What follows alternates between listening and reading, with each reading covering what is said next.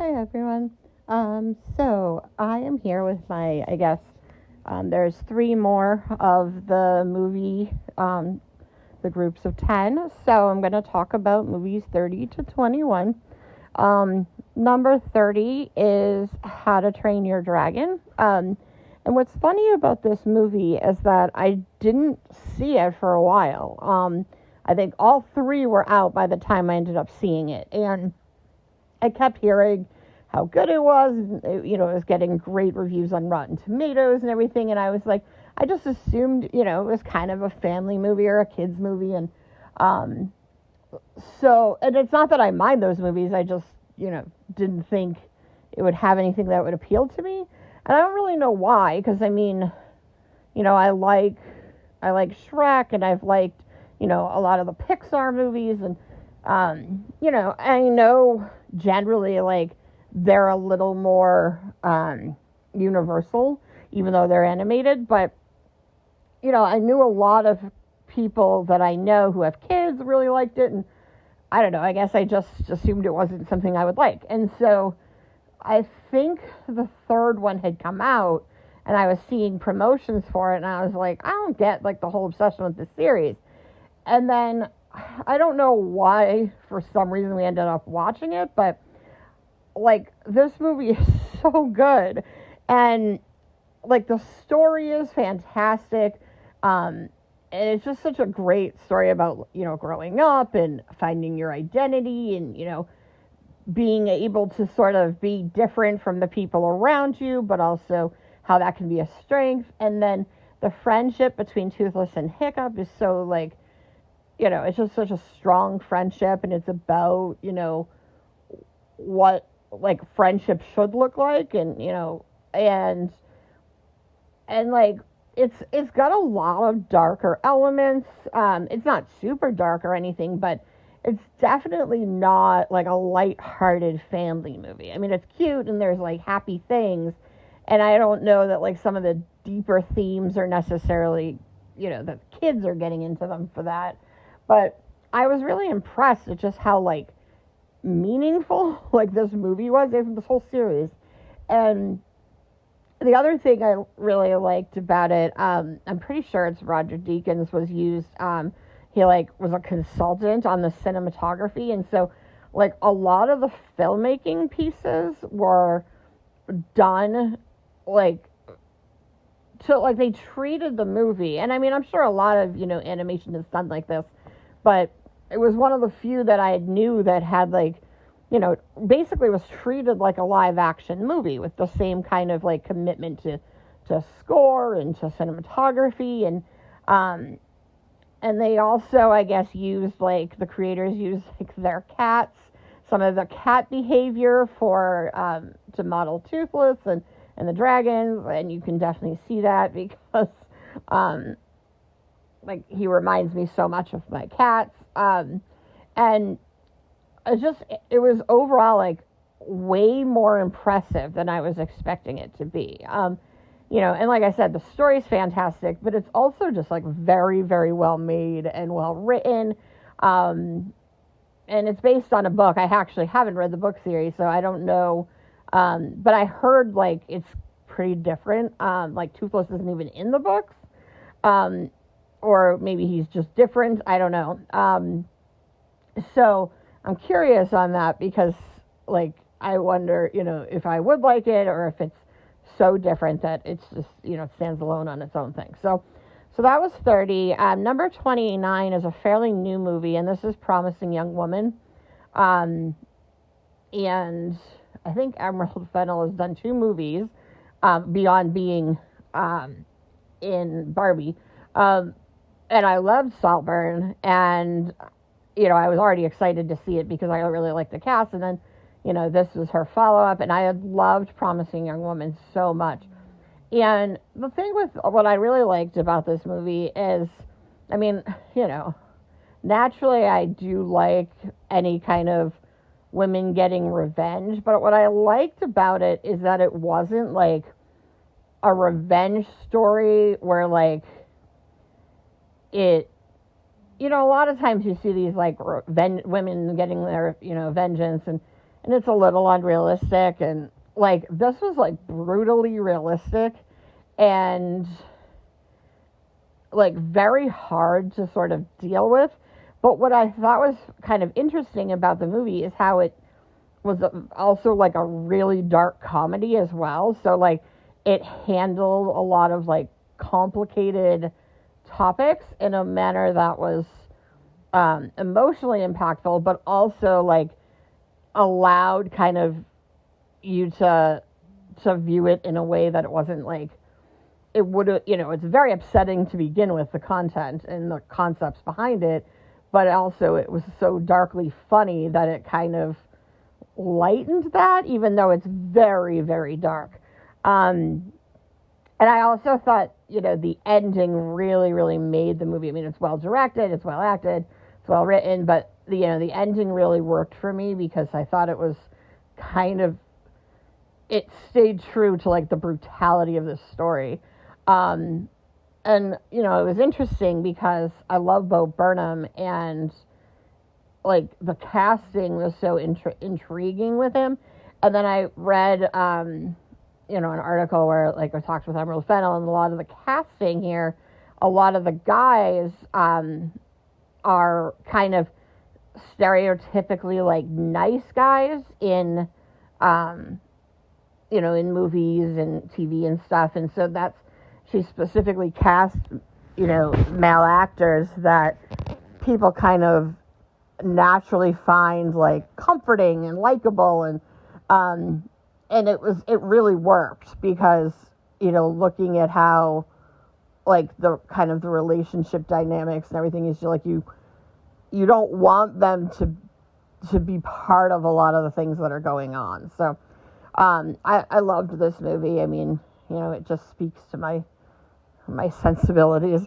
The next one, also very, very dark and kind of in a different direction, is Saw. And like, I'm going to admit, I love all the Saw movies. Yeah, and after the first one, they're just kind of nonsense. And what I like is like the traps, like kind of like I loved in Final Destination. I just like the creativity of how they find ways to kill people off in these movies.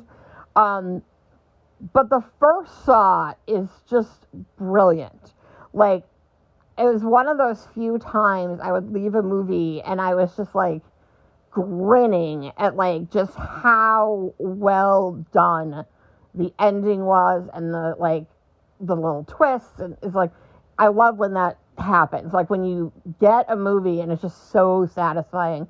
I like that in books too. It's like I really love that satisfying sort of twist ending. So I really loved this. I mean, yes, it's super gory. And again, like I said, the rest of the movies become kind of just like nonsense, and they're like pretty much like, how gross can we be? But I really liked the first one for like the complexity of the plot, and then I also liked, I think, and I like this with the whole Saw series, is that it's kind of an intriguing concept where apparently Jigsaw's being arrested. You heard sirens. But like usually, when you watch a horror movie and there's, a killer, they're just either this like mindless Mike Myers kind of evil, or they're like, just getting vengeance, like Freddy, or like, but they're not like, they're clearly villains. And what I think is so interesting about this series is that Jigsaw, and then obviously Amanda, I believe, later on, like obviously they're bad, like they're kidnapping and, torturing people. But it's like a morally gray area, and I really like that because you're kind of like, he makes some good points. Like, the concept is just intriguing because, it's not as simple as like he's evil. And so, I do think it's like sort of like killer slasher movie, but like for like more contemporary times where, we really do like stories where there's not like, black and white, good and evil. Like, we do like morally gray in a lot of, I think, in pop culture today. And so I like that because, like, again, I'm not like justifying Jigsaw, but I do think, you can at least watch it and go, there is some validity to like his argument, even if it's, it goes a little over the top. So the next one is Prisoners, which was like a sleeper movie, and like I feel like no one talks about this movie, but everyone who has seen it's like everyone I talk to that has seen it is like, that movie blew me away. Like, where did it come from? And I'm pretty sure it's Denis Villeneuve, and everyone's like obsessed with Dune and stuff, and like, it is what it is. But what I liked about this is it's just like a way, like, kind of smaller scale, but just exceptionally well done, well directed, well written, well acted, and it came out of nowhere. Like, I think we like stumbled on it on some streaming service, and we watched the trailer, and we were like, that looks kind of cool. And I like Jake Gyllenhaal, and so I was like, oh, why don't we watch this? He seems, like, he has pretty good taste, I feel like, in the scripts he selects. So, I'm like, oh, this looks pretty decent. We should watch this. And we were just, like, completely blown away at how incredible this movie was.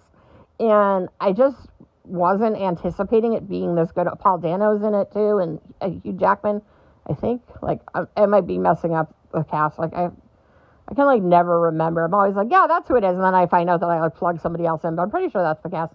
But basically, it's just this incredibly complex, well-crafted, I'd say it's a little of a mystery, but it's more of like a thriller. Like, we know, the events that have gone on, but the characters don't. So we're kind of, like, watching them kind of put the pieces together. And it's just dark and, like, yeah, like, from, like, beginning to end, it just really, really held me. I was like, people talk about, like, oh, I was on the edge of my seat. Like, this was one that just, like, hit the ground running and just kept me, like, really, really, like, engaged from, like, the start. And just everything about it, like, just even, like, the filmmaking style, like, everything really, really works in this movie. And like I said, it's one of those movies that I feel like I didn't even hear about when it came out. And then all of a sudden it was, like, kind of on things. And then, like, a few people I knew had seen it as well at the same time. And we were all like, what? Where did this movie come from? So if you haven't seen it, like, check it out. It's incredible. So the next one is a way older movie and a little cheesy. I don't know if it's Disney or not, but, probably if it's not, it's, and this is Swing Kids. And, like, I have loved Christian Bale since he was in Swing Kids and Newsies and, just everything he's been in. I feel like he's always been one of my favorite actors. And I have this weird thing where, like, I really, like, if an actor I like makes too many bad movies, I no longer find them, like, appealing. Like, I have to, like, I follow actors that I think just consistently make good movies. Like, it's, obviously you can be a good actor, but if you're in, like, bad movies, eventually I'm just, like, there's no box office draw for me. For me, like, box office draw is, like, someone who I feel like consistently picks good projects. And a lot of those end up being people, like, who do a lot of indies just because they're clearly picking passion projects rather than just, like, the big movies. But I've loved Christian Bale since, like, I was a kid. Like, I've seen everything he's in, and I just feel like he has one of the best track records of any actors. And so this movie, I'm pretty sure it's based on, like, true events. It's not a true story. But, there were, so basically it's kids in, Nazi Germany who, like, they're, like, rebellious teens that listen to swing, which is not allowed. predominantly because swing was like, the musicians were Jewish or black. And, obviously that's not something you're allowed to like in Nazi Germany. And so it's Christian Bale and the guy from Dead Poets Society who like fell off the face of the earth. I can't remember his name now. Not Ethan Hawke, but the other one. And they they're part of a group of friends, but it's basically the friendship between the two of the kids. And one of them, they're both essentially recruited into like Hitler's youth. And like one of them like is just like obviously not having it. It's like not something he believes in. And the other one essentially gets brainwashed. And it's like really, it's like an interesting story because, it's something you don't get a lot of in the, obviously in the time period. And I'm not, but I think it's interesting because we just, there's this like attitude, like all Germans, and like, I think it's always sort of an intriguing look at like how, how authoritarian, these sort of regimes, how they can like infiltrate sort of even good people, and how they get corrupted. And so, very emotional. There's a lot of really like, obviously, there's some really depressing stuff going on.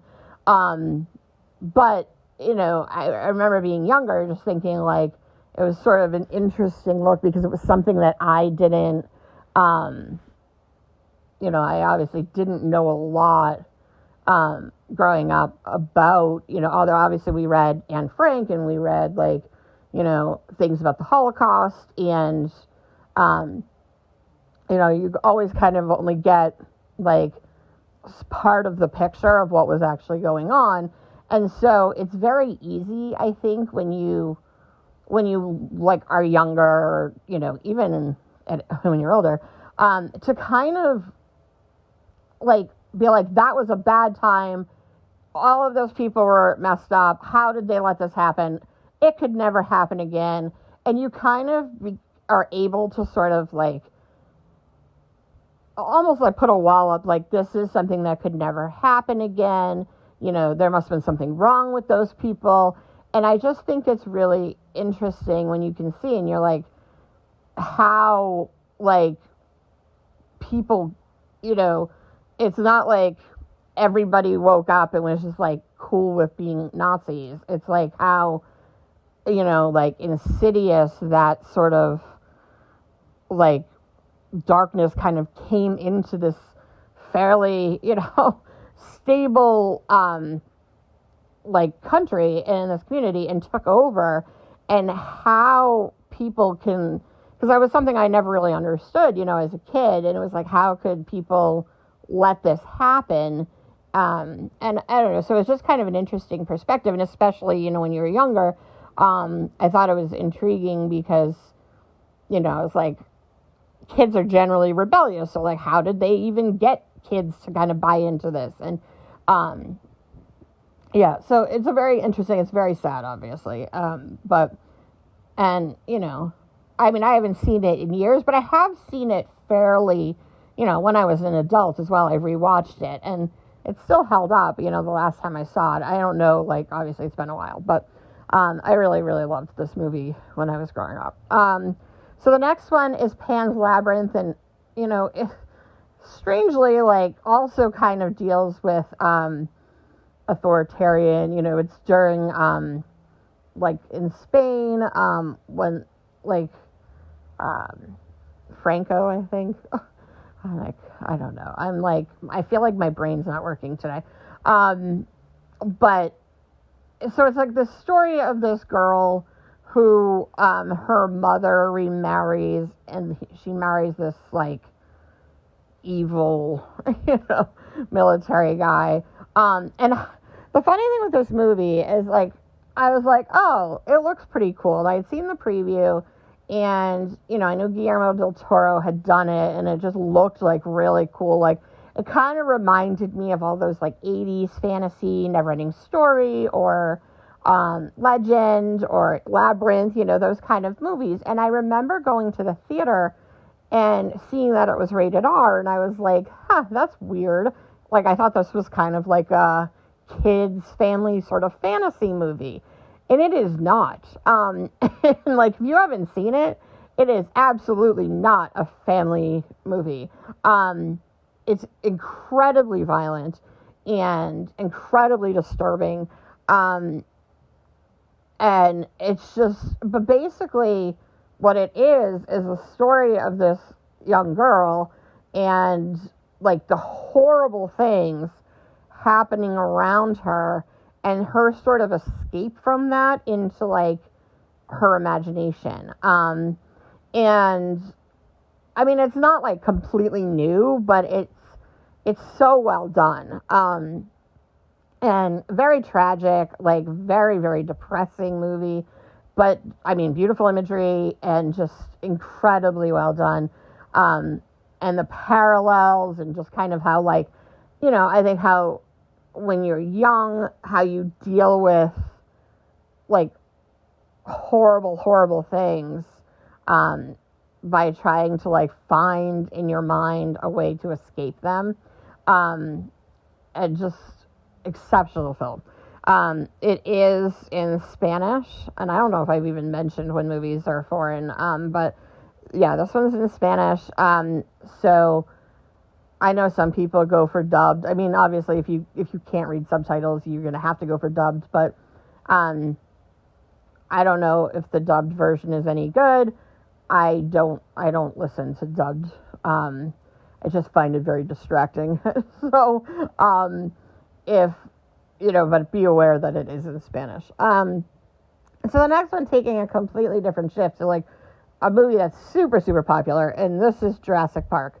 And the reason everybody loves Jurassic Park. It's amazing. And the reason this is so high on my list is I did not want to see this movie. Like, I had zero interest. I was a teenager, so of course I was like, I didn't want to do anything with my family. I thought they were super boring, and like I was just interested in spending family time together. And I was, I wasn't driving yet, so like my parents were like, we're all going to the movies. And I was like, okay. And I was like, let's see. And, whatever I wanted to see at the time. It was probably like, some nonsense. But my parents were like, no, we're going to go see Jurassic Park. And I was like, I don't want to see some stupid dinosaur movie. And my sister really wanted to see it. And my sister is a lot younger than me. And so she was like, I really want to see it. And she's like a science geek. So she was like, it's supposed to be great. I'm like, I don't want to see some stupid family dinosaur movie. But my option was to stay home. And like, I don't even know if I had that option, to be honest. Like, I think I had the option to stay home or go to the movies. And I probably didn't even have the option. My dad probably basically was like, shut up, you're coming.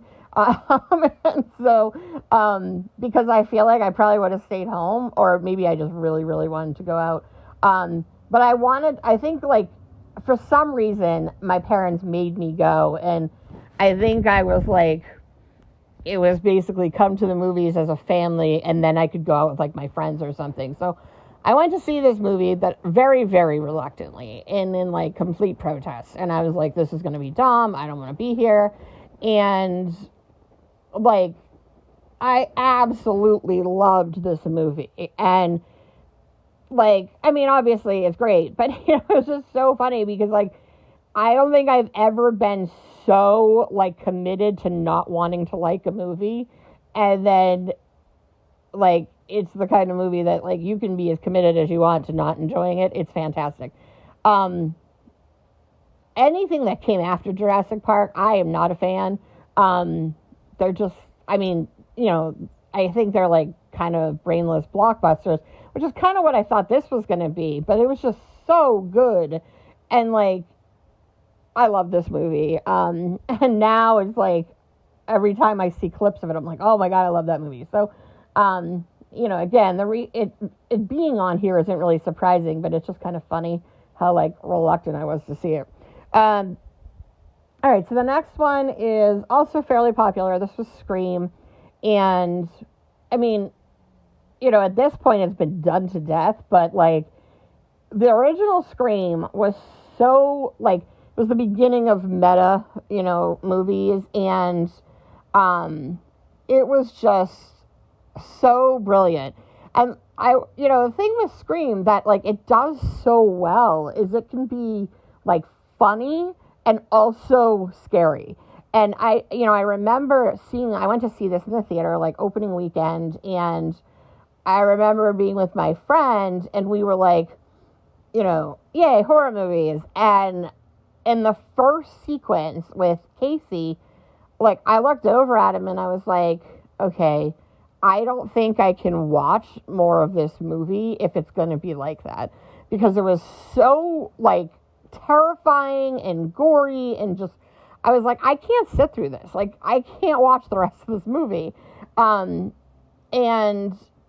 like, after that, it definitely takes a step back and it becomes, more funny, and it's like a good mix. But the characters are just really well fleshed out, and, it's one of those examples when you see, like, how horror movies get kind of treated like the sort of crap of filmmaking.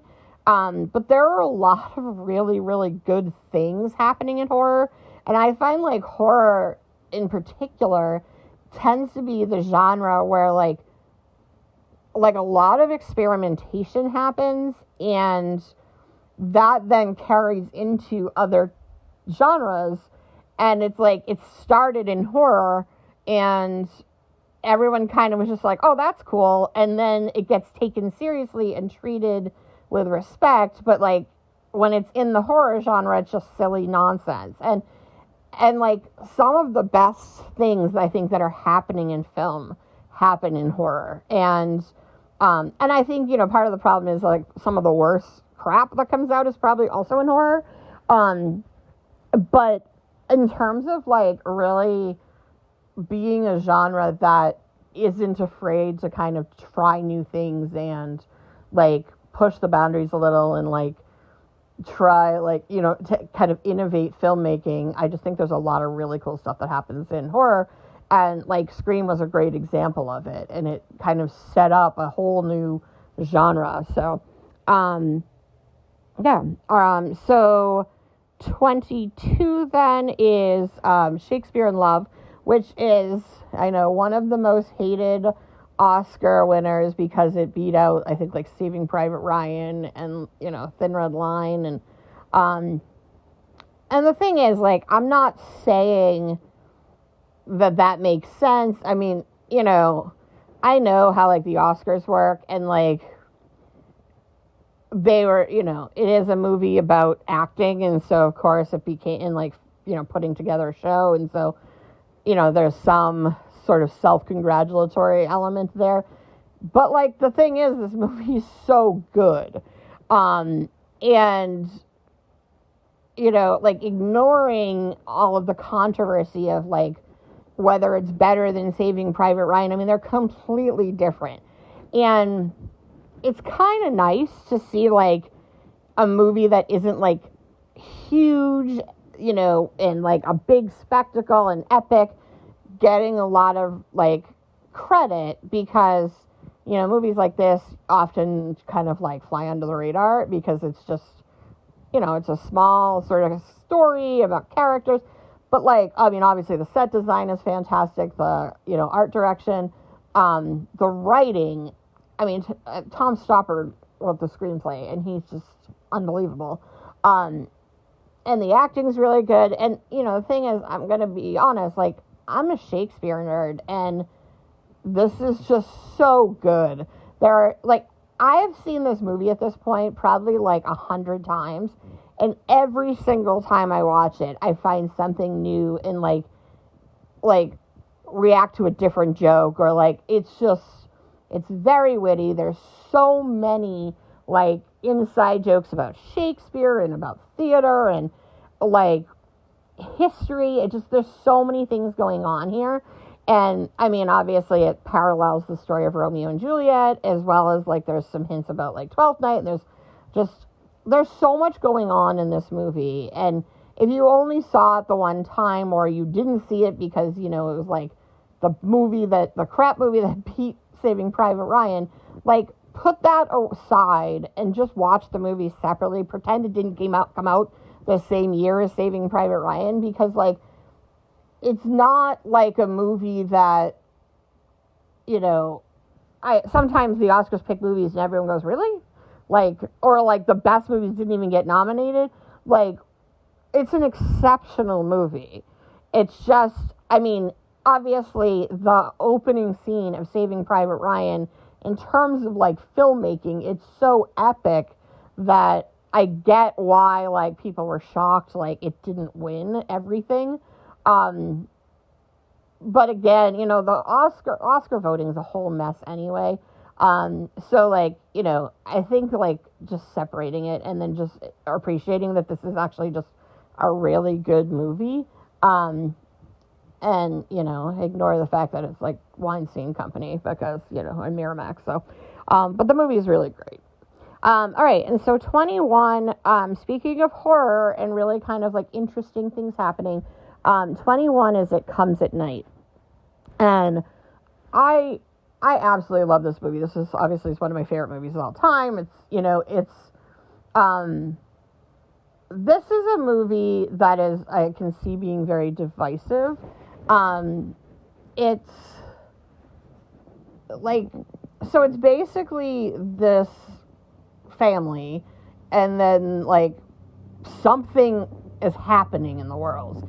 So it's some sort of post-apocalyptic thing, and there's something out there, and then this other family shows up, and they don't have anywhere to go, and they're afraid to let them in because, and warning, the dog dies, and it's really sad. And this is one of the few times in like a movie or a story where, I always prepare myself before I see a movie. I'll try to check, like, does the dog die, and make sure that, like, so I can prepare. And I actually felt like it's kind of a necessary part of the plot.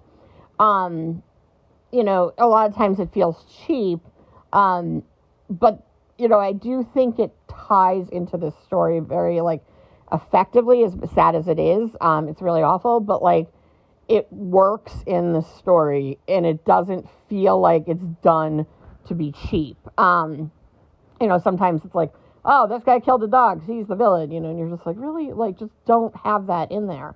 But, yeah, so this movie, I can see it being extremely, like I said, being divisive, being really disappointing if you're not, like, if you're not an indie movie, kind of artsy movie person, because it's very slow, nothing really happens, and I'm not saying that in, like, a negative way, but I'm just trying to, like, say, it's like, if you're looking for, like, jump scares and a lot of things to be happening and a bunch of action, you're going to be very disappointed. This is really more about, like, tension and mood. And what's so intriguing about this movie is that it just really builds up this feeling of like you can understand how trapped the people in the movie feel. And it's, it's more a story about like psychology and how we handle, stress and tension and crisis, way more than it's a story about like monsters or any, like, so it is a horror movie, but it's a horror movie in terms of like the horrible things we do to each other as human beings, and how many of us probably don't even realize how close to the edge we probably are, and in certain circumstances, like, how far do you go, and like how easily you could lose your humanity under like intense amounts of pressure and stress. So it's, it's all psychological. But it's just, I found it just really, really gripping and like, so, I mean, this is the kind of horror I really love. Like, I like horror, and I don't want to say where nothing happens, because that doesn't sound right, but, like, I love horror movies and horror books where, like, the horror is really, like, internal. It's very psychological. Like, it's more, like, mood horror than action horror or, like, event horror. So, I really love this movie. It's, just something that, I don't know, I thought it hit me really hard. I was just really, like, into it, and I couldn't stop thinking about it afterwards. But, I feel like it's the kind of movie you have to like this type of movie. Like, very, very slow burn, not a lot happening, a lot of ambiguity as to like what's even going on. It's a very like I don't even know what the word is, like not philosophical, but like cerebral movie. So I mean, it's A24, so if you're like into A24 movies, you'll probably like it. But if that's not your thing, you don't like that indie thing, it's probably not for you, as much as I love it. So those are 30 to 21, and I'll be back in a bit with the last two. All right, bye.